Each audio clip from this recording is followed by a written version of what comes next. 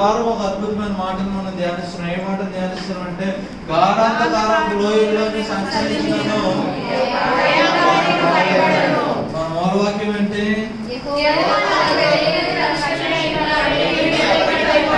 నేను ఎవరికి భయపడిన ఆయన వెలుగై ఉన్నాడు కనుక నేను ఎవరికి భయపడిన అన్న మాట మనం ధ్యానిస్తూ లాస్ట్ వారం ఏం చూసామనంటే గాఢాంధకారపు లోయలో సంచరించినప్పటికీ ఏమవుతుందంట? అసలు ఈ గాఢాంధకారపు లోయలో ప్రభువే నా కాపురం చెప్తున్నప్పుడు ఈ గాఢాంధకారపు లోయలోకి ఎందుకు వెళ్తాము, ఎలాగా ఏంటి అన్నది పక్కన పెట్టి, దుడ్డికర దండం ఏంటో పక్కన పెట్టి ఏం చేసాం మనం? ఈ గాఢాంధకారపు లోయలోకి వెళ్ళినప్పుడు నేను ఎవరికి భయపడన్న మాటను బట్టి ఏం చూసాము? కొన్నిసార్లు ప్రభు చిత్తాన్ని నెరవేరుస్తున్నప్పటికీ ఏమవుతుంటది మన జీవితాల్లో? ఏమవుతుంటది? లాస్ట్ లో ఏ వాక్యం చెప్పామమ్మా? పేతురు. దానికంటే ముందు ప్రారంభం ఒకటి ఉంటుంది కదా. ఏంటో ప్రారంభం? ఎన్ని మంది వెళ్తున్నారు పడవ ప్రయాణంలో? 12 మంది. పేతురు గారి దగ్గరికి వెళ్ళిపోయినట్టే లాస్ట్ ఎండ్కి. స్టార్టింగ్ ఎక్కడి నుంచి మొదలు పెట్టాం?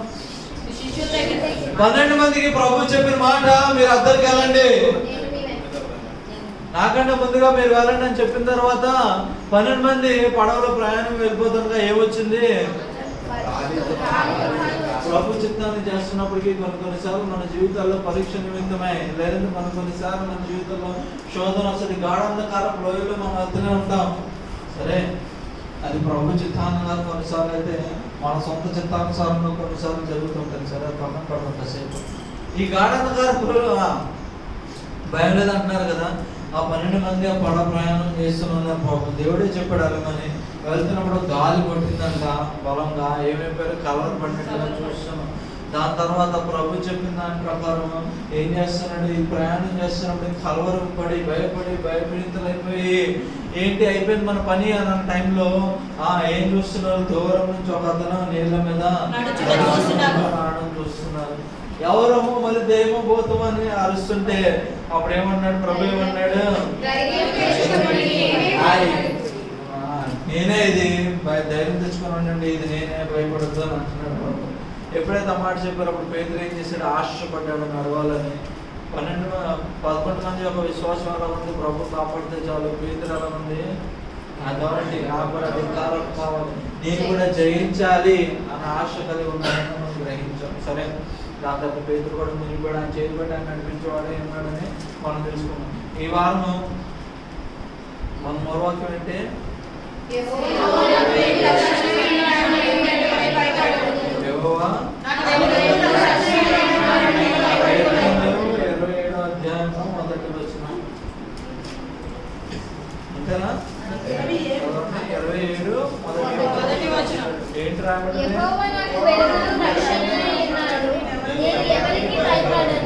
అదేగా. సరే, ఇప్పుడు యెహోవా మనకి రక్షణ వెలుగు అన్నట్టు ఎవరికి భయపడకూడదు కదా. అయితే ఈ భయం పడడం మానేసి మనం ఏమి చేయాలి? మన జీవితాలలో దేని మీద ఫోకస్ చేయాలి? కష్టాలు వచ్చినా, శ్రమలు వచ్చినా, సంతోషం వచ్చినా, దుఃఖం వచ్చినా మనం దేని కొరకు స్ట్రైవ్ చేయాలి? దేని కొరకు ప్రయాసపడాలి? దేని కొరకు మనం అప్పుడే వాచ్ చూసుకుంటున్నాను. దేని కొరకు ప్రయాసపడాలి అన్న అంశాన్ని మనం ధ్యానిస్తుంటే ఆఖరి వారంలో ఉన్నాం కదా. ఓకే, కీర్తనలు 34వ అధ్యాయము.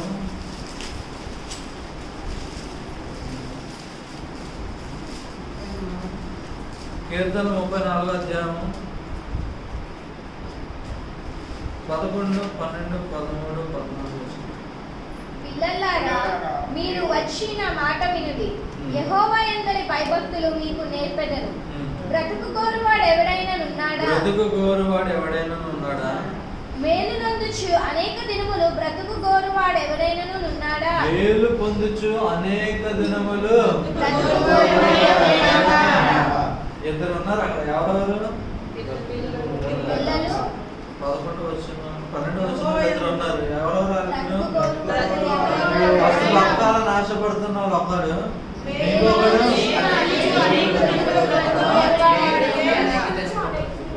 ఒక అతను బతకాలని, ఇంకొక అతను అనేకమైన మేలు పొంది బతకాలని.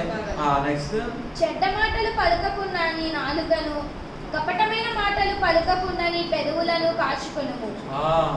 ఎవరైతే బతకాలని ఆశపడుతున్నాడో, ఎవరైతే అనేకమైన మేలు పొందుకొని బతకాలని ఆశపడుతున్నారో ఒక కండిషన్ ఇచ్చాడు. 13వ వచనం ఏంటి ఆ కండిషన్?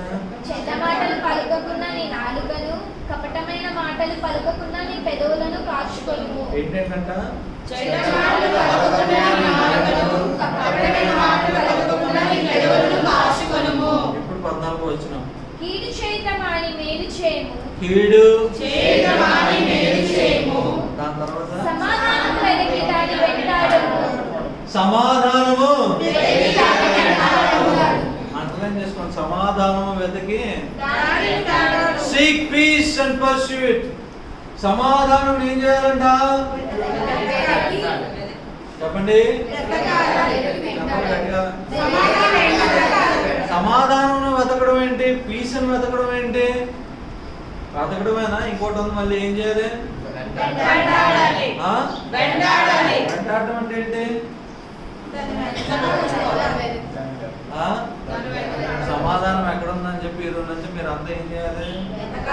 మీరు అంతా తెలియని వాళ్ళు కాబట్టి మీరు అంతా ఏం చేస్తారు? వాట్సాప్ లో స్టేటస్ పడుతుంది, where is piece, I want peace కనిపిస్తే చెప్పండి. అంటే వాక్యం ఏం చెప్తుందో తెలుసా? జాగ్రత్తగా చూస్తే, ఓకే నిన్నటి ఎగ్జాంపుల్, ఎవరైనా తప్పడిపోయారు అక్కడ ఏం చేస్తాం? మిస్సింగ్ కనిపిస్తే తిరిగి అప్పగించండి. ఇప్పుడు నేను ఎవరిని దేన్ని వెంటాడమన్నా దేని ఇప్పుడు మీరు అంతా ఏం చేయాలి? ఒక పాంప్లెట్ తయారు చేయాలి. ఏం తయారు చేయాలి? సమాధానము. చెప్పండి గట్టిగా, చెప్పండి గట్టిగా. బైబిల్ ఏం చెప్తుంది? సమాధానం వెతకడమే కాదు కానీ వెంటాడమంటుంది. నీ జీవితాల్లో కొన్ని పరిస్థితులు, కొన్ని సంఘటన స్థితిగతులు వస్తుంటే నీ సమాధానాన్ని పెరిగివేయడం మాత్రమే. అటువంటి పరిస్థితులలో కూడా యెహోవా నాకు వెలుగై ఉన్నాడు, నాకు రక్షణ దొరికిపోయినాడు, నేను ఎవరికి భయపడదును అన్న మాట నుంచినప్పుడు అక్కడికి వెళ్ళాలి. సమాధానం వెతకడమే కాదు కానీ దాన్ని వెంటాడి. వాక్యం అర్థం కాదని చెప్తాను. మీకు చూసి చెప్పకుండా కళ్ళు మూసుకొని చెప్పడం కష్టం. దాన్ని ఏం చేయమంటుంది? చదివారు వాక్యం ఏం చెప్తుంది? సమాధానము.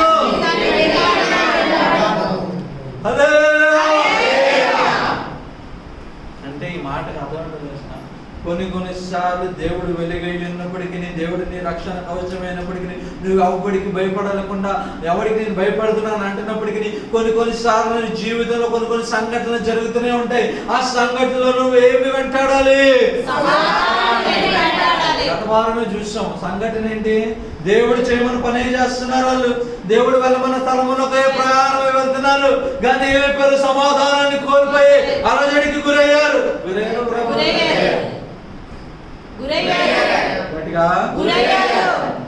అంటే దీని అర్థం ఏంటో తెలుసా? ఓకే, మన జీవితాలలో సమాధానాన్ని పోగొట్టుకోవడం అంత ఈజీ చెప్పండి? ఈజీగా కష్టమా? చెప్పండి. ఒక ఎగ్జాంపుల్ చెప్పండి. ఈజీ అన్నారు కానీ ఫాస్ట్గా చెప్తే ఫాస్ట్గా యూజ్ చేస్తాం. మనం ఇంకా అసలైన వాక్యంలోకి వెళ్ళాలి. ఇంట్రడక్షన్ ఉన్నాం. చెప్పండి. బెస్ట్ ఎగ్జాంపుల్ చెప్పాలి.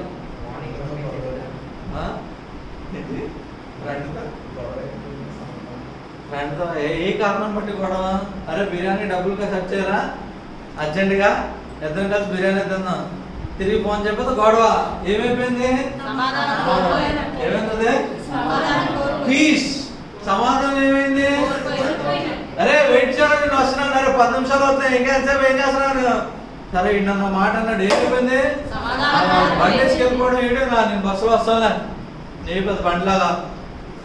ఏమైపోయింది? సమాధానము అర్థం కావట్లేదు మీకు. ఇంకా అలసిపోయి బాగా తిరిగి ఎండ తిరిగి వస్తే రాగానే మంచినీళ్ళు టీ ఇవ్వడం మానేసి ఏంటి పక్కింటి ఆవిడ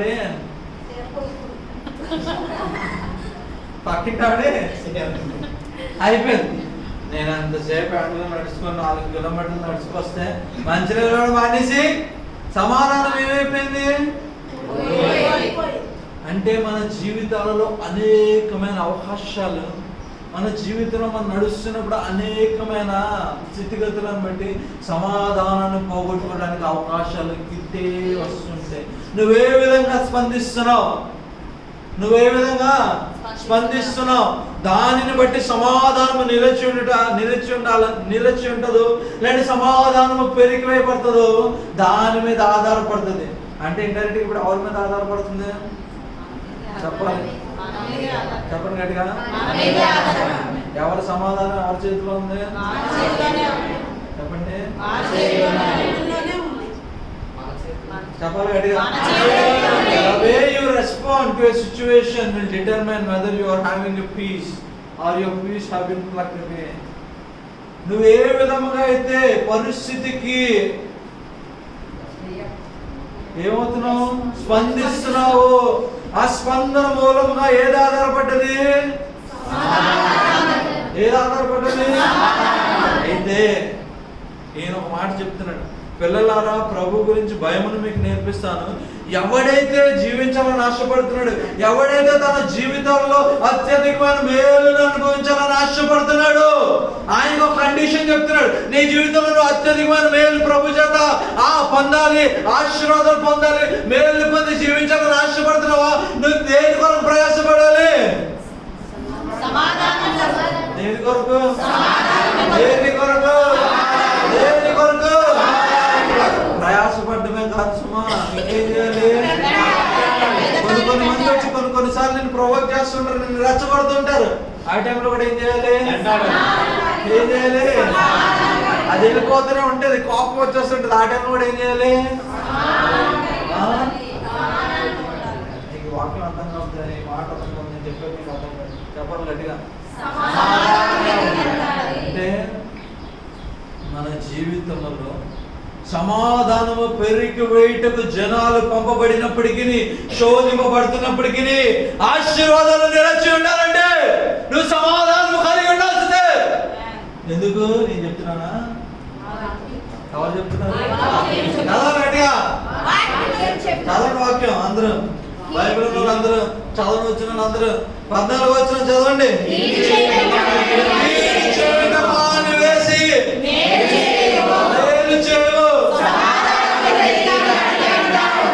సమాధానము, సమాధానము, సమాధానము. ఎందుకు చేయాలండి అసలు సమాధానం? ఓకే, మీరు బాగా చెప్తున్నారు, మీరు ఏదో వాక్యం ప్రిపేర్ అయ్యారు, కానీ ఏం చెప్తున్నా మాకు అర్థం కావట్లేదు. అసలు ఎందుకు మీరు సమాధానం కలిగి ఉండాలి? ఇప్పుడు డౌట్ మీకు అదేనా?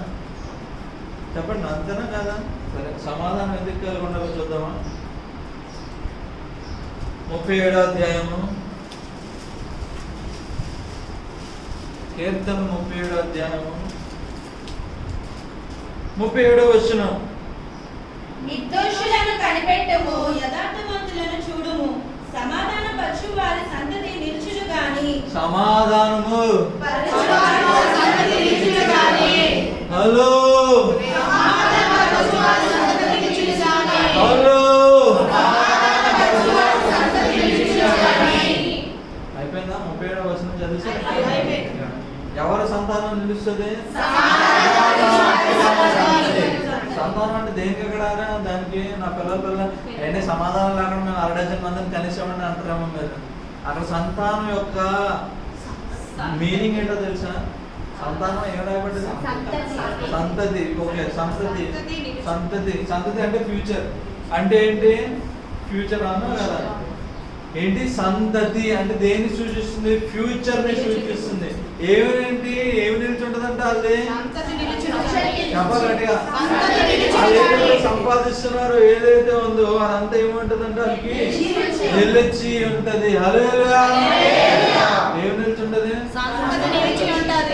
ఎవరిది? దాని కింద ఇంకో వచ్చిన చదవండి ఒకసారి.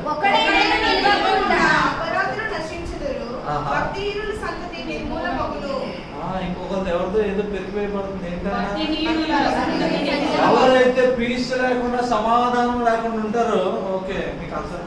ఇప్పుడు భక్తిహీనులు అంటే ఎవరో మీకు అర్థం అవ్వాలా? భక్తిహీనులు ఎవరో తెలుసా? భక్తిహీనులు ఎవరో చూపిస్తాను మీకు. 37వ అధ్యాయం మొదటి వచనం చదవండి.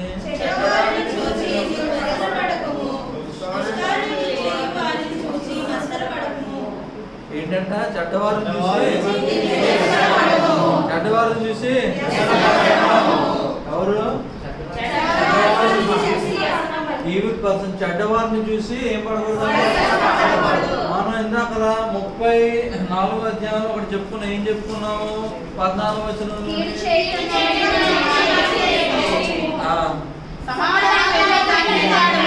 ఎవడైతే కీడు చేస్తున్నాడో వాళ్ళందరూ ఇప్పుడు ఎలాగా ఎంచబడ్డారు? చెడ్డవారి కింద, దుష్కార్యము చేసే వారి కింద ఎంచబడ్డారు. అవునా కదా? అటువంటి వాళ్ళ సంతతి ఏమవుతుందంటే ఆ పెరిగి నిర్మూలన అయిపోతుంది. ఇప్పుడు అర్థమైందా మీకు వ్యత్యాసం? ఎవరైతే శాంతి కలిగి శాంతంగా ఉంటారో వాళ్ళకేంటి ఒక ఆశీర్వాదం ఉన్నది. ఎవరైతే శాంతిని కోల్పోయి దుష్టుల కింద దుష్కార్యాలు చేస్తూ ఉంటారో వాళ్ళందరిది ఏమవుతుంది? అదే సంతతి ఏమైపోద్ది? చెప్పండి గట్టిగా. ఇప్పుడు ఎన్ని మంది ప్రయాసపడతారు? దేని కొరకు ప్రయాసపడతారు? చెప్పండి. సమాధానం కోసం ప్రయాసపడిన వాళ్ళు చేతికి వస్తండి. మా చదవ కొద్దాం మరి. నిర్మూలన ఒకటకు ప్రయాసపడుతున్న వారు చేతులు వస్తండి. ఎవ్వరి కోసం లేదా? ఎవరి కోసం లేదా? మరి సమాధానం ఉందా? సమాధానం ఉందా? ఏముంది? చెప్పాలి గట్టిగా. మిమ్మల్ని అడుగుతున్నాను, నన్ను అడుగుతున్నారు. మిమ్మల్ని అడుగుతున్నాను, చెప్పండి. సమాధానం ఉందా? చెప్పండి గట్టిగా. ఉందన్నారు గట్టి చెప్పండి. జాగ్రత్త. దేవుని వాక్యం చూపిస్తుంది. సమాధానాన్ని కోల్పోయినప్పుడు ప్రతిసారి ఏం కోల్పోతుంటాం మనం? ఆశీర్వాదాన్ని కోల్పోతాం. ఎవడైనా జీవించాలని ఆశపడుతూ అత్యధికమైన మేలులతో జీవించాలని ఆశపడుతున్నారా? సమాధానం బ్రతకండి, దాన్ని వెంటాడండి. అది మీ జీవితంలో నిదర్శనం. సమాధానం ఎప్పుడైతే వెంటాడి మీ జీవితంలో నిలబెట్టుకుంటారో దాని ద్వారా వచ్చే ఆశీర్వాదాలు నిలచి అంటే ఫ్యూచర్ అవేట్స్ ఫర్ రాయబడి వాళ్ళ కొరకు, ఆ సంతతి కొరకు దాయబడి ఏంటి నిలచి ఉంటారు. దాచి ఉన్నాయి. ఏం దాచుంది? ఏం దాచుంది? ఏం దాచుంది? ఎంత చదవరు కదా. ఏం దాచుంది? ఏం దాచుంది? కాదండి. అయ్యో యేసయ్యా, ఇది వాక్యం ప్రభా, నీ ప్రజలయ్యా, మాట్లాడాల్సింది మీరే. ఏం దాచుంది? 12 వచనం, 34, 12 వచనం. ఎవడైతే జీవించాలని ఆశపడుతున్నాడో, ఎవడైతే తన జీవితంలో అత్యధికమైన మేలు అనుభవించాలని ఆశపడుతున్నాడో అది దాచి ఉంచబడింది. వాళ్ళ కొరకు, వాళ్ళ సంతతి కొరకు. ఏం దాచి ఉంచబడింది? చదవండి. కీర్తనలో 34వ అధ్యాయము 12వ వచనం.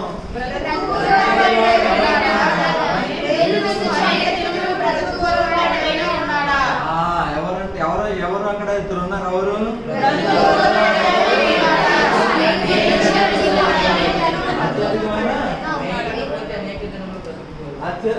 ఏంటంట?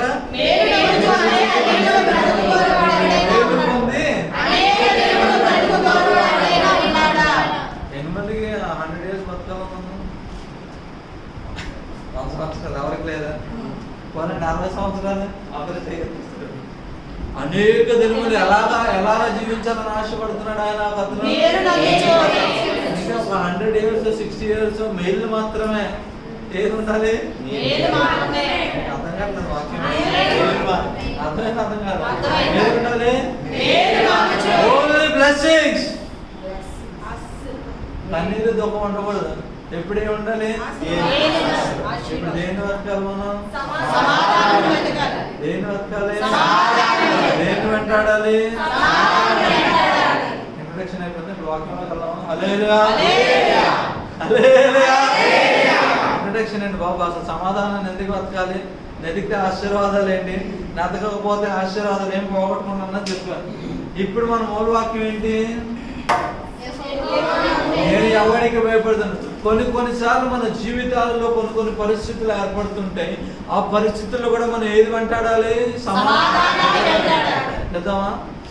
రండి. మమ్మల్ని విడిచిపెట్టే సమస్య లేదు. నేను టైం చూసిన అత్త కోడలు ఎదురున్న సమయం అంతా తీసుకున్నారు కనుక వాళ్ళిద్దరితో మీరు కంప్లైంట్ చేసుకున్న తర్వాత నా దగ్గరికి వస్తే ఏ సమాధానం చెప్పాలో ఆ సమాధానం చెప్తాను. ఎక్సోడస్ నిర్గమకాండము 1వ అధ్యాయము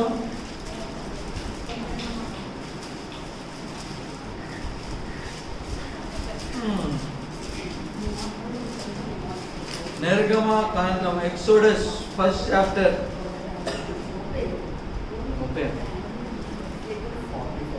45 page number 44 page number. Okay అండి. 1వ అధ్యాయంలో 22వ వచనం చదవండి. అయితే ఫరో హెబ్రీలలో పుట్టిన ప్రతి కుమారుని నదిలో పారవేయండి, ప్రతి కుమార్తెను బ్రతుకునీయుడి అని తన జనులందరికీ ఆజ్ఞాపించెను. ఒక సిచ్యువేషన్ ఉంది ఇప్పుడు ఇక్కడ. ఏంటి ఆ సిచ్యువేషన్? ఎవరిని పారవేయాలి? కుమార్తెను పారవేయాలి కదా.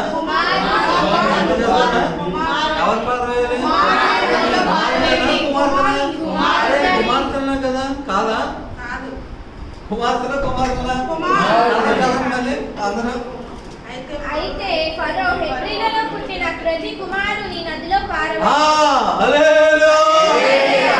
నిద్రపోతున్నారు, టచ్ చేస్తున్నాను. ఒక పొద్దున బెయిలెక్స్ వచ్చారు కదా. ఎవరిని పడేయాలి? చెప్పండి గట్టిగా.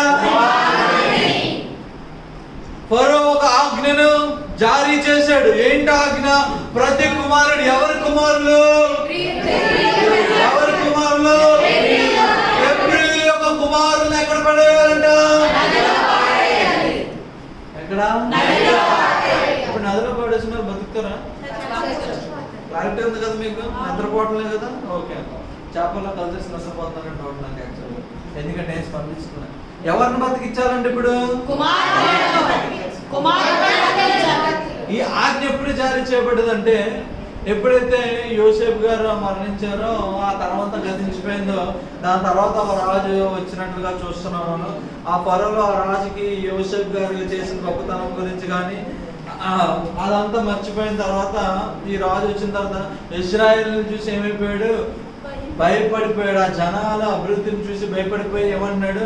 ఒకవేళ యుద్ధం వస్తే మన శత్రువులతో కలిసి మనం నాశనం అయిపోతాం కనుక ఇశ్రాయేలీని ఏం చేయాలి? మనము అణిచివేయాలి అని చెప్పి ప్రయాసపడుతున్న సమయంలో పాపం దాని ముందు సభ్యురా వాళ్ళకి చెప్పాడు. పాపం వాళ్ళు ఏమొచ్చి బాబు హెబ్రీయులు చాలా తెలివైన వాళ్ళు, మేము వచ్చేసరికి ఏం చేస్తున్నారు? వాళ్ళు కనేస్తున్నారు, మేమేం చెప్పలేకపోతున్నాం అన్నారు.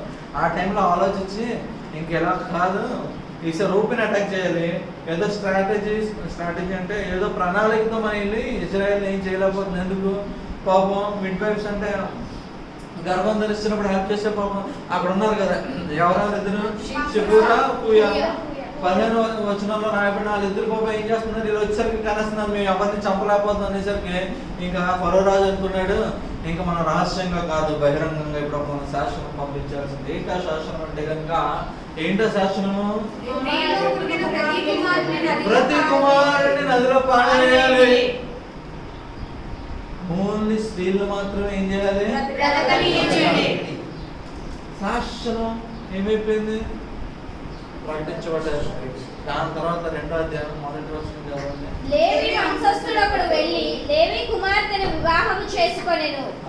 ఆ స్త్రీ గర్భవతి కుమారుని కని వాడు సుందరుడై ఉండుట చూచి 3 నెలలు వానిని దాచెను. ఈ టైంలో మగ పిల్లడు పుడితే నదిలో పడేయాల్సిన టైంలో ఒక లేవి దంపతులకి ఎవరు పుట్టారు? ఎవరు పుట్టారు? చిన్న బాలుడు పుట్టాడు. హలో, జాగ్రత్తగా ఉన్నాడు. మోషే అన్న పేరు తల్లిదండ్రులు పెట్టలే మోషేకి. ఆ పేరు ఒక మంచి అర్థం కూడా వస్తుంది. ఓకేనా? అది చాలా పెద్ద మిస్టేక్. తర్వాత చూద్దాం. మన అక్కడికి వెళ్దాం. ఇప్పుడు ఎవరు పుట్టారంట? ఏ టైంలో పుట్టాడు కుమారుడు? కుమారుడు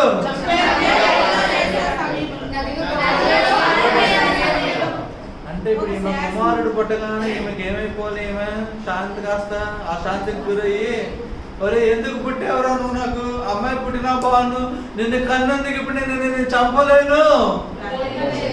చెప్పండి. చెప్పాలి, చెప్పేదా? విడిచిపెట్టి అని మదన పడాల్సిన టైంలో ఆ తల్లి ఏం చేసింది? 3 నెలలు అశాంతికి గురవచ్చిన తల్లి ఏం చేస్తుంది? సమాధానము కలిగి 3 నెలలు తన కుమారుని దాయడం ఇష్టపడాలి. అదే మనకు కొడితే అంటే వాళ్ళు చేసి ఏడ్చి చచ్చిపోతారంటే చచ్చిపోయాడు, అయిపోయింది, నా జీవితం అయిపోయింది, దేవుడు ఇవ్వకిచ్చాడు, ఇదే బాధ అదే బాధ. మొత్తం ఇంకా పక్కింటికి కాదు కదా, మొత్తం ప్రపంచం అంతా తెలిసిపోతుంది. వీళ్ళు కొడుకు పుట్టాడు చెప్పేస్తున్నారు, ఇప్పుడు నీళ్ళలో పడేయాలి. కానీ ఆమె మాత్రము దేనిని వెంబడించింది, దేనిని వెతికింది?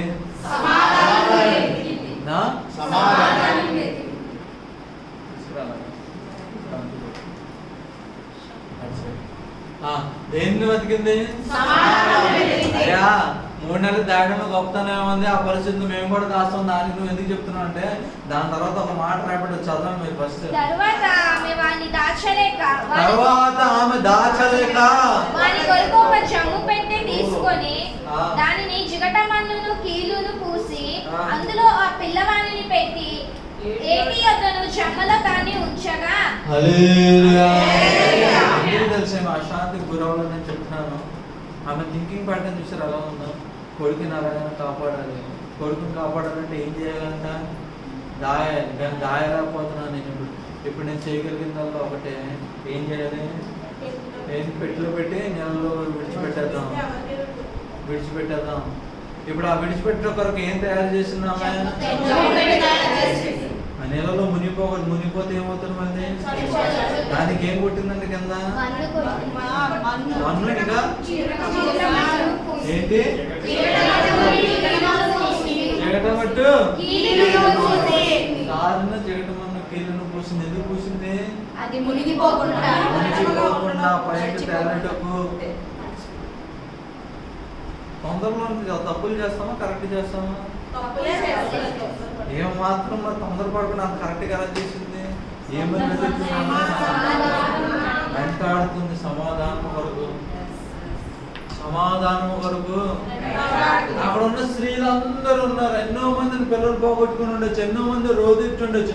ఈమె పుట్టిన దగ్గర నుండి ఈమె కొన్నది ఒకటే, ఏంటి తెలుసా? ఎలాగైనా ఈ బాలుడిని నేను కాపాడాలి, నా సమాధానం నేను పోగొట్టుకోడు. ఆమె స్పందించిన విధానం చూసారా? సమాధానము కలిగి బిడ్డను రక్షించుట కొరకు ఏం చేస్తుంది? ప్రయాసపడుతుంది. ఏం కలిగింది? మంచి ఆలోచన కలిగింది.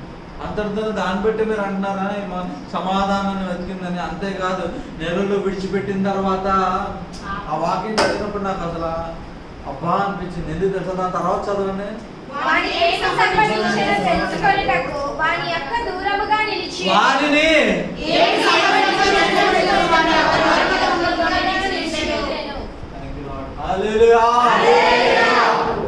పిల్లల్ని నీళ్ళలో విడిచిపెట్టడం ఒక ఎత్తు, దూరం నుంచి అక్కడికి ఏమవుతుందని మీకు ఒకటి తెలుసా? జాగ్రత్తగా మీరు అబ్జర్వ్ చేస్తే, దూరం నుంచి చూస్తున్నారు అనుకుందాం. ఫర్ ఎగ్జాంపుల్ ఆ అక్క చూస్తుంది. ఎప్పుడైనా ఎవరైనా వచ్చి పిల్లల్ని చూసారనుకో, దూరంగా చూస్తున్న వాళ్ళు ఏమంటారు? అరే వీళ్ళే విడిచిపెట్టారేమో, వీళ్ళకి సంబంధించిన వాళ్ళు అని పట్టుకుంటారో పట్టుకోరు? అర్థమవుతుంది. మనిషి యొక్క సైకాలజీ. దూరం నుంచి ఎవరైనా దొంగ చూస్తుంటే అరే వీళ్ళే విడిచిపెట్టినట్లున్నారు, వీళ్ళ అబ్బాయి అని చెప్పి అది ప్రమాదం కింద ఎంచబడదా? ఇప్పుడు ఫరో కుమార్తె వచ్చి ఏం చేస్తుంది? స్నానం చేస్తుందా లేదా? స్నానం చేస్తున్నప్పుడు ఆమె చూసినప్పుడు కూడా దూరం నుంచి ఈమె చూస్తుంది. ఎవరు? చూస్తున్నప్పుడు కనీసం ఆవిడ చూసినా కూడా ఈవిడ పట్టబడితే అది ప్రమాదం కింద ఎంచబడదా? అటువంటి ప్రమాదం అని తెలిసి కూడా ఏం చేస్తుంది? దూరం నుంచి అంతేకాదు, ఆమె థింకింగ్ ప్యాటర్న్, ఆమె ఆలోచన విధానం చూడండి ఎలా ఉందో. ఎప్పుడైతే ఫరోకు కూతురు వచ్చి తీసిందో వెంటనే పరిగెట్టి ఏం సమాధానం చెప్తుంది? 7వ వచనం చదవండి.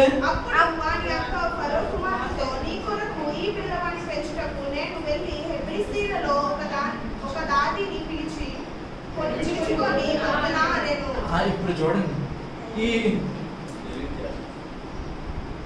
స్వరో కూతురు పాపం ఎందుకో వెళ్ళిందండి స్నానం చేయటకు. ఎవరు ఉంటారు ఆమెతో పాటు? ఆమె పనులు ఉంటారు, నెక్స్ట్ సైనికులు ఉంటారు. అవునా కాదు? ఏదైనా అయితే దూరంలో ఎక్కడ వెయిట్ చేస్తుంటారు. సంబంధం లేకుండా ఆమెతో పాటు పనిచేస్తున్న పనులకి సంబంధం లేకుండా, ఏమీ లేకుండా ఈమె ఎక్కడో దూరంలో ఉండి ఆమె కరెక్ట్ దిగాలి పరిగెట్టుకుంటూ వచ్చేస్తే ఏమనుకో డౌట్ రావాలి ఫస్ట్. అసలు ఈ అబ్బాయికి ఈమెకి సంబంధం ఏంటమ్మా? నువ్వు ఎందుకు వచ్చావు నా దగ్గరికి? ఈ అబ్బాయి ఈ హెబ్రీ కదా చంపేయాలి కదా అని ఆలోచన వస్తుందా రాదు ఎవరికైనా? అర్థం కాదు. అర్థమైతే ఏం చేయాలి?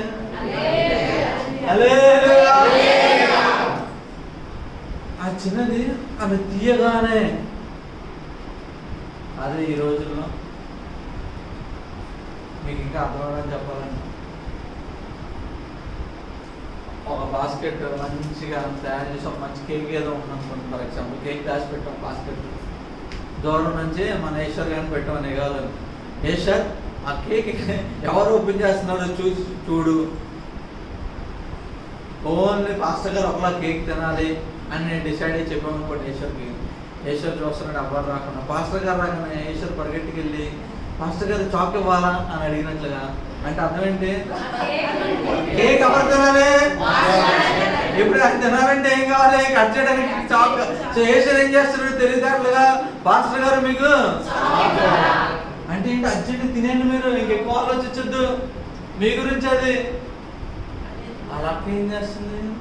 పాస్టర్ గారు తెలియనంత డౌట్ రావాలి, ఈ కేక్ నా గురించి తయారు చేయబడ్డదా కాదా? ఈడెందుకు పరిగెట్టుకొచ్చి కేక్ నాకు చాక్ నాకు ఇద్దాం అనుకుంటున్నాడు ఏంటి అని 2 నిమిషాలు ఆలోచిస్తా. ఆలోచన రావాలి. ఆలోచన రాకముందు చిన్నది ఏమంటుంది ఆమెకి? హెబ్రీ కుమారుడు అని ఆమె చెప్పి దాని ముందు వచ్చిన 6వ వచనంలో రాయబడి ఉంటుంది చూడండి. ఆ పిల్లవాడిని చూచినప్పుడు ఆ పిల్లవాడు ఏడ్చుచుండగా చూచి వాని యందు కనికరించి వీడు హెబ్రీల పిల్లలలో ఒక్కడు అని వెంటనే ఏమంటుంది పరిగెట్టుకెళ్ళి? అంటే ఆమె ఏమి చేస్తుందో తెలుసా? తీసిన వెంటనే వెళ్ళి అడిగద్దాము అని అంటే ఎదురు చూస్తుంది. కనికరము ఎప్పుడైతే ఆమెకు వస్తుందో, జాలి ఎప్పుడైతే ప్రారంభమవుతుందో ఆ టైం చూసుకొని కరెక్ట్ గా ఆ టైంలోకి వెళ్ళి ఏమంటుంది పరిగెట్టుకెళ్ళి, అమ్మా ఒక ఆమె తీసుకురావాలా?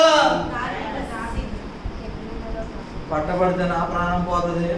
అసలు పిల్లల్ని చంపేయాలి కనుక నీళ్ళలో ముంచి చంపేయాలి కానీ, పడేయాలి కానీ, ఇలా జమ్ము పెట్టలు ఇలా తేలిక పెట్టలు చేసి పడవలు చేసి పంపించకూడదు. నాకు మా అమ్మకి అందరికి ప్రాబ్లం అవుతుంది అన్నది పక్కన పెట్టి వెళ్ళి ఏం చేస్తుంది?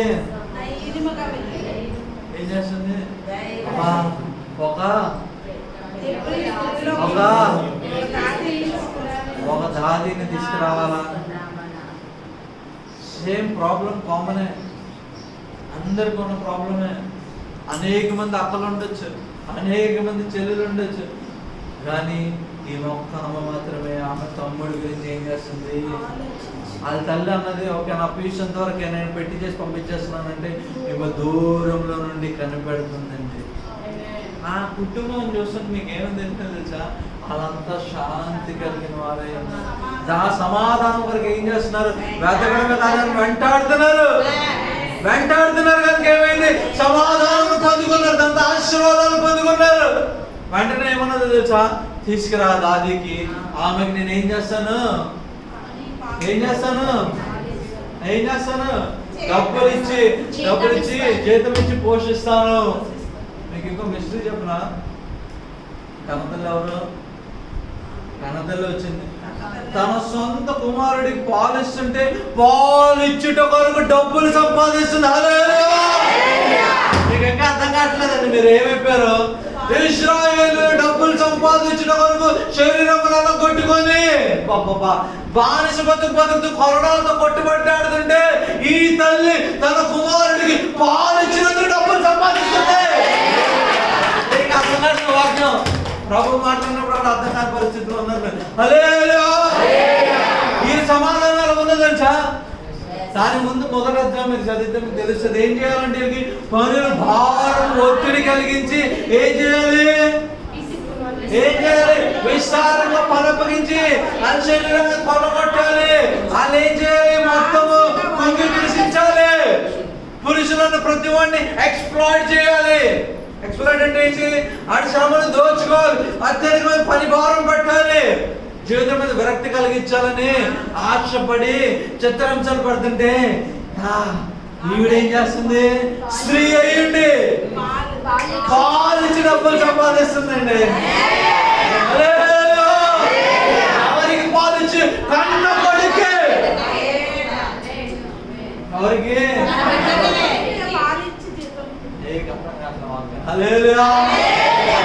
బయట ఎండకి వానకి తడచి కొరడా డబ్బులు, చీవాట్లు, చెప్పు దెబ్బలు తిని డబ్బులు సంపాదిస్తుంటే ఈమె మాత్రం తన సొంత కుమారుని బాగుక్షేమాలు చూస్తూ మరో కూతురు దగ్గరుండి అదే రాజ్యం ప్యాలెస్ లో తిరుగుతూ, అదే కోటలో తిరుగుతూ తన కుమారుని నాన్న బాబు అంటూ పాలిస్తూ డబ్బులు సంపాదిస్తుంది. దేనికి తెలుసా? ఏం వెతికిందామే? దేని వెంటాడింది? ఎవడైనా నువ్వు జీవించాలి, ఎక్కువగా జీవించాలి, అలా జీవించాలని ఆశపడుతున్నాడు. అత్యధికమైన మేలుతో నీ జీవితంలో అత్యధికమైన మేలుతో ఆశీర్వాదం. అదే సిచ్యువేషన్. ఈ ఒక్క జీవితం మాత్రం ఆశ్చర్యింపబడుతుంది. మిగిలిన అందరి జీవితం ఏమవుతుంది? పిల్లలు పోగొట్టుకుని బాధ నిశ్చాస్థితిలో ఉండి పనికి వెళ్ళి కొరడా దెబ్బలు, లేదంటే చెప్పు దెబ్బలు, చీవాట్లు, అధికమైన బాధతో అలిసిపోయి ఇంటికి వస్తుంటే ఏమో తన కొడుకుని చూసి సంతోషంతో నింపబడి ఆర్థికమైన డబ్బులు కూడా సంపాదిస్తుంది. ఎందువల్ల?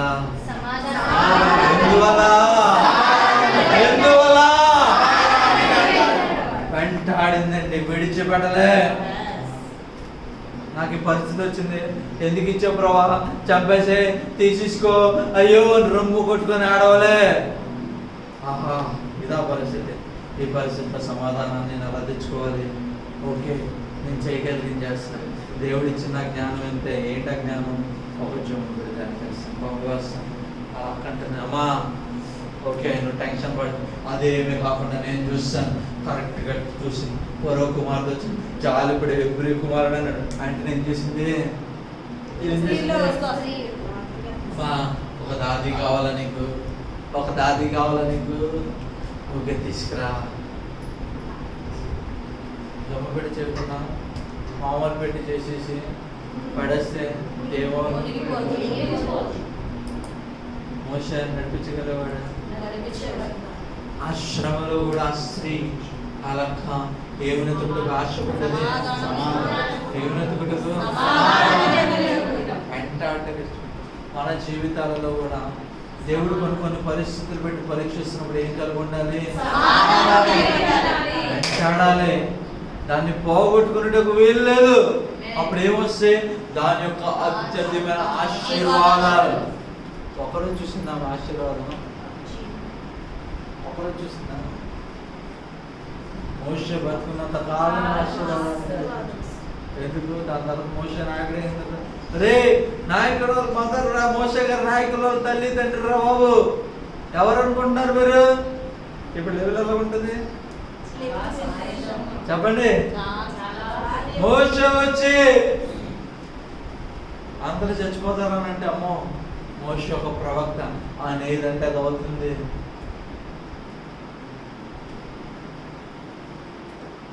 ఒక ఆలోచన, సమాధానంతో చేసిన ఆలోచన ఏమైంది? జీవితాన్ని చరిత్రాన్ని మార్చివేసింది. దేవుడు ఇశ్రాయేలుని మోషే ద్వారా బయటికి నడిపించుటకు ఇష్టపడ్డాడు. హల్లెలూయా, హల్లెలూయా. ఎంత వ్యత్యాసం, ఎంత వ్యత్యాసం. తోటి పిల్లలందరూ మరణిస్తుంటే ఈయన మాత్రం ఫరో యొక్క రాజభవనంలో ఆడుతూ పడుతూ, వీళ్ళ తల్లి సైతం ఆ రాజభవనంలో పాలిచ్చి ఆయన పెంచి పెద్దవాడిని చేసి డబ్బులు సంపాదిస్తుంది. ఆవేశంలో తీసుకున్న నిర్ణయాలు జీవితాలను కూల్చివేస్తే, సమాధానం వెంటాడుతూ తీసుకున్న నిర్ణయాలు ఆశీర్వాదాలు తీసుకుని వస్తే. ఇప్పుడు ఏం అర్థం? మనం వెళ్తున్నప్పుడు పరిస్థితులు వస్తూనే ఉంటాయి. ఆ పరిస్థితుల్లో నువ్వేం వెతకాలి? చెప్పండి గట్టిగా. ఏం వెతకాలి? ఆనందకరంలో వెళ్తున్నాను, ఎవడికి భయం అని చెప్పేసి అసమాధానానికి గురయ్యి గొడవలు గాళ్ళు పెట్టుకొని ఆశీర్వాదాలు పోగొట్టుకుంటావా? సమాధానం కలిగి దాన్ని వెంటాడుటకు సిద్ధపడతావా? నీ ఇష్టం. ఏమతకాలి? బతకడమేనా? బతకైనా దొరకలేదండి. సమాధానం వెతకడానికి ప్రయాసపడ్డానండి నేను కూడా, కానీ శాసనం ఉందండి, ఫరో శాసనము. సమాధానం దొరకలేదు అన్నది ఆవిడ వెంటాడిందా? ఏం చేయాలి మనం? హల్లెలూయా. ఆపుదాం.